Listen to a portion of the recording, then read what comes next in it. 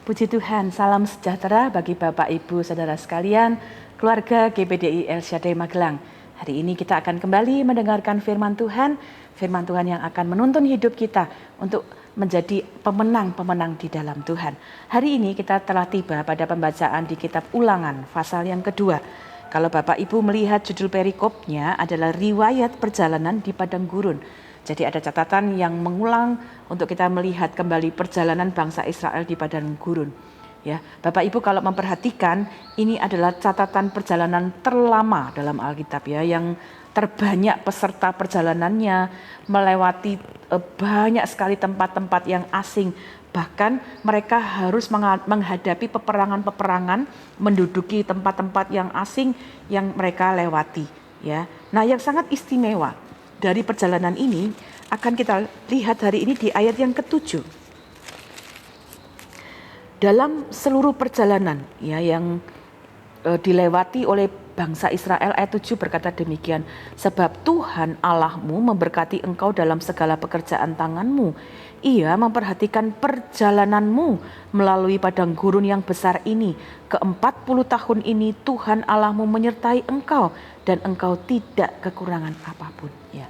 Perjalanan bangsa Israel sebagai orang asing di padang belantara, melewati banyak tempat yang asing, melewati banyak peperangan, ya, mereka sungguh dapat belajar bahwa Tuhan memperhatikan, Tuhan memimpin, Tuhan menyertai perjalanan ini, sehingga meskipun harus melewati perjalanan sebagai orang asing, melewati banyak tantangan, bahkan menghadapi peperangan, mereka tahu bahwa mereka disertai oleh Tuhan. Ya, meskipun kita belajar bahwa ada banyak kali bangsa Israel bersungut-sungut, ya, tapi hari ini mari kita lihat ada janji Tuhan untuk menjadi Allah yang menyertai bahkan memberikan kemenangan.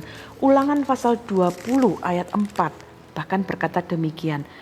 Sebab Tuhan Allahmu dialah yang berjalan menyertai kamu untuk berperang bagimu melawan musuhmu dengan maksud memberikan kemenangan kepadamu. Ya, jadi ada janji Tuhan untuk menyertai perjalanan bangsa Israel sebagai orang yang asing dalam perjalanan mereka di tempat mereka. Ya, ada Tuhan yang memimpin, Tuhan yang menyertai peperangan mereka. Nah, hari ini saya ingin Bapak Ibu kita merenungkan satu renungan dengan tema komando ya. Komando itu diberikan ketika seseorang harus menghadapi peperangan ya. Menghadapi perjalanan yang juga ada peperangan dalam bangsa Israel ini penting sekali memperhatikan, mendengarkan, mengikuti komando. Komando itu berarti perintah atau aba-aba yang harus didengarkan, yang harus ditaati supaya kemudian semua itu dapat berjalan dengan baik ya. Bapak Ibu dapat bayangkan bangsa Israel dengan jumlah yang sangat banyak. Ketika mereka tidak memperhatikan perintah atau masing-masing berjalan menurut keinginannya sendiri-sendiri, pasti mereka tidak akan sampai ke tujuan dengan baik. Tapi mereka diberi banyak kali diingatkan untuk memperhatikan satu aba-aba, satu perintah, satu komando. Nah, Bapak Ibu, Ulangan pasal 2 mencatat beberapa komando yang Tuhan sendiri berikan kepada bangsa Israel sebagai orang asing yang harus melewati perjalanan yang tidak mudah bahkan menghadapi peperangan. Tidak memungkinkan bagi saya membaca semua ayatnya, tapi saya akan menyebutkan saja apa jenis komandonya dan terdapat pada ayat berapa. Kalau Bapak Ibu melihat Ulangan kedua, akan ada komando jangan menyerang. Jadi mereka melewati satu tempat, tapi ada beberapa tempat yang Tuhan berkata jangan menyerang bangsa itu. Tuhan mengetahui dengan persis kapan mereka harus berperang. Tuhan tahu dengan persis peperangan mana yang mereka harus lewati. Bapak Ibu bisa lihat itu di Ulangan 2 ayat 5, ayat 9 dan ayat 19. Ada tempat-tempat di mana mereka kemudian tidak diberi komando untuk tidak menyerang. Bagi ketika melewati Moab, ketika melewati Amon, ya mereka dilarang untuk mengadakan penyerangan, ya. Kemudian ada komando jangan melawan di ayat 9 dan ayat 19. Ya, Bapak Ibu dapat melihat ada kemudian komando untuk bersiap sekarang juga, ya. Kalau Bapak Ibu lihat di ayat 13, di ayat 24 ada kalimat bersiaplah kamu, bersiap sekarang. Ada komando yang sangat jelas yang bangsa Israel harus ikuti. Ada komando untuk kemudian mereka bukan hanya bersiap tapi berangkat. Artinya segera bertindak. Bapak Ibu bisa lihat itu di ayat 24 ya. Di sana ada kalimat bersiaplah kamu dan berangkat. Jadi komandonya sangat jelas kepada bangsa Israel. Ayat 24 juga mencatat mereka bukan hanya bersiap, bukan hanya berangkat, tetapi kemudian ada komando untuk menyeberangi sebuah sungai. Ya. Dan kemudian komando berikutnya adalah komando untuk menduduki negeri. Ya. Tadi di awal kita melihat ada komando untuk lewat, jangan menyerang satu tempat. Tapi kemudian ada komando berikutnya untuk menduduki satu negeri. Bapak Ibu bisa lihat itu di ayat 24, ayat 31 ya, ada satu komando ya untuk menduduki negeri itu. Ya, sangat jelas ya. Bahkan ayat 24 juga memberikan satu komando untuk mereka menyerang ya satu tempat itu yang menduduki negerinya. Ya, di ayat 24 bagian akhir saya bacakan ada kalimat demikian, seranglah Sihon. Ya, komandonya sangat jelas ya untuk melakukan penyerangan. Ya, dan hari ini kita dapat melihat ya ada komando-komando yang sangat jelas. Ya, kita menemukan setiap kali bangsa Israel mengikuti komando, mengikuti perintah, mengikuti aba-aba itu dengan tepat, perjalanan mereka berhasil. Peperangan dapat mereka menangkan. Ya, ayat 36 saya bacakan.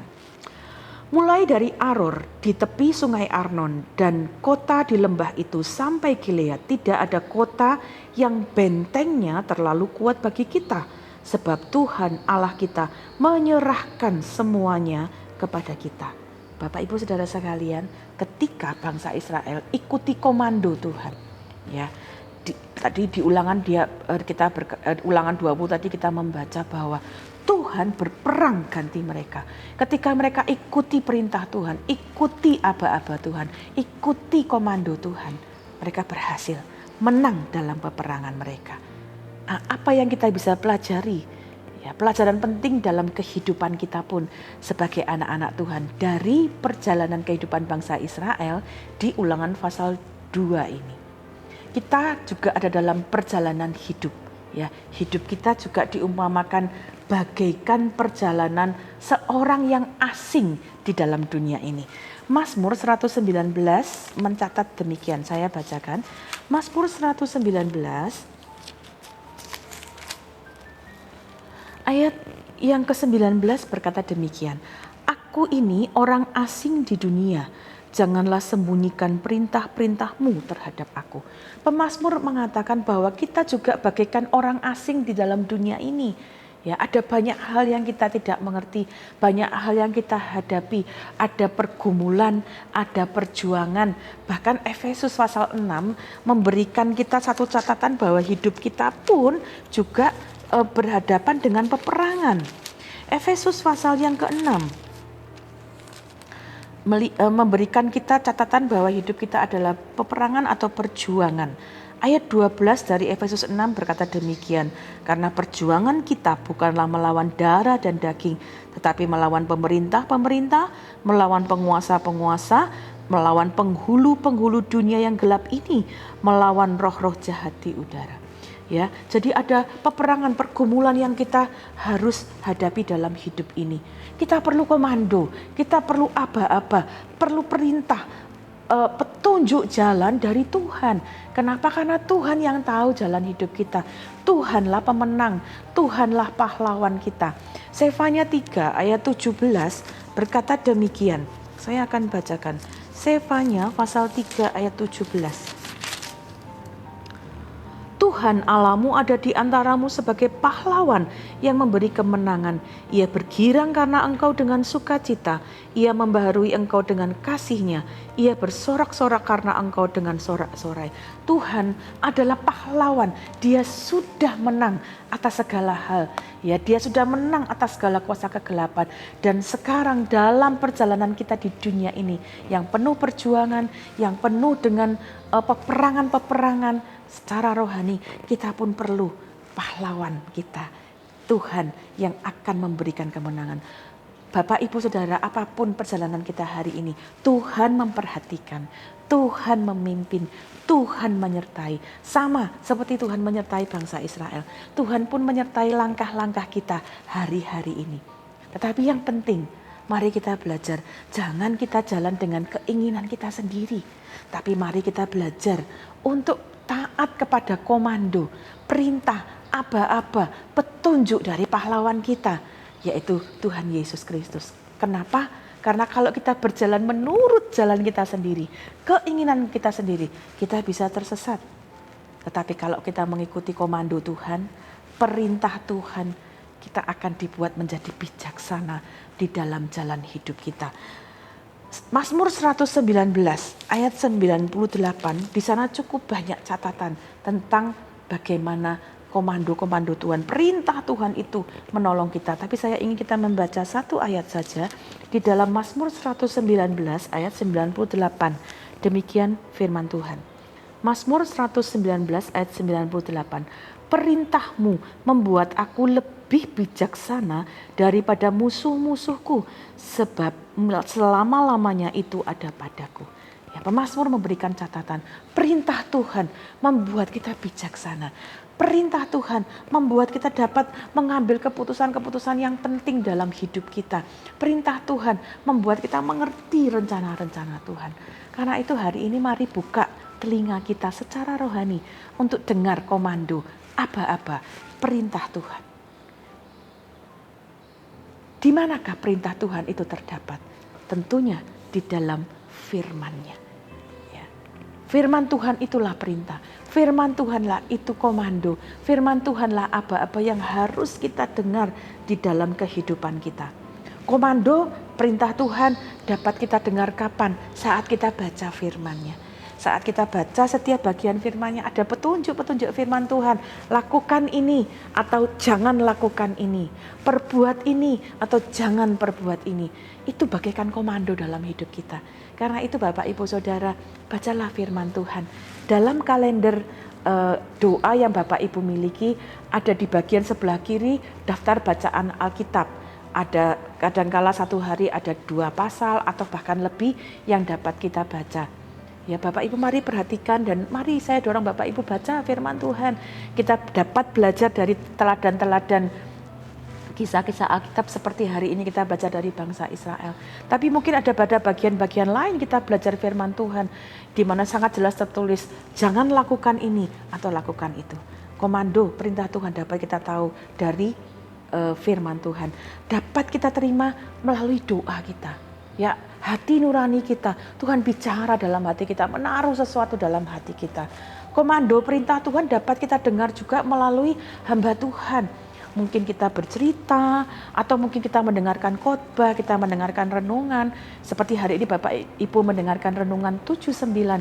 Itu juga bagian kita mendengarkan komando Tuhan yang disampaikan melalui hamba-hamba Tuhan. Komando Tuhan kita juga dapat dengar mungkin melalui pujian-pujian yang kita naikkan. Komando atau perintah Tuhan dapat kita dengarkan melalui nasihat orang-orang benar. Mungkin nasihat-nasihat orang-orang percaya yang ada di sekitar kita. Kita memang perlu menyaring nasihat-nasihat yang kita dengar. Tapi ketika nasihat itu berdasarkan firman Tuhan, itu juga bagian dari komando dari Tuhan.